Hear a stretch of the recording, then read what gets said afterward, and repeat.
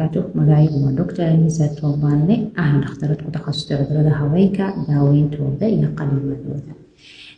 Maanta videogan waxaan ku talagalay inaan uga hadlo dhiigga ka imaado xubnaha taranka ee gabadha xilliga galmada kadib.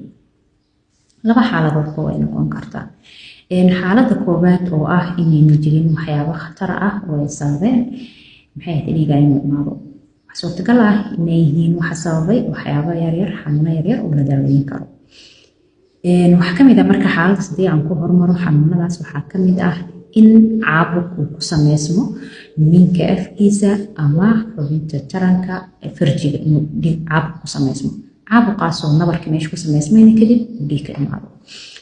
sidoo kale waxyaabaha keeni kara waxaa kamid ah in hilibba ay kasoo baxaan minka afkiisa ama minka gudihiisa kuwaas oo soo gaaraya minka afkiisa kadibna ay saas ku sameeyaan dhiig bax. sidoo kale waxaa sababi kara inuu dilaac ku imaado derbiga xubinta taranka kaas oo sababtay in qallayl ay ahayd xilligii gubasha. waxyaabaha qalaylka keenana inta badan waxa ugu badan hormoonada qaarkiis ee jirka khalkhal ku jiraan. qalaylkaas marka wuxuu keenayaa inuu dilaaco derbigii kadibna dhiig saas uu ku imaado. haddaba xaaladahaas marka waa xaalado fudud oo la daaweyn karo.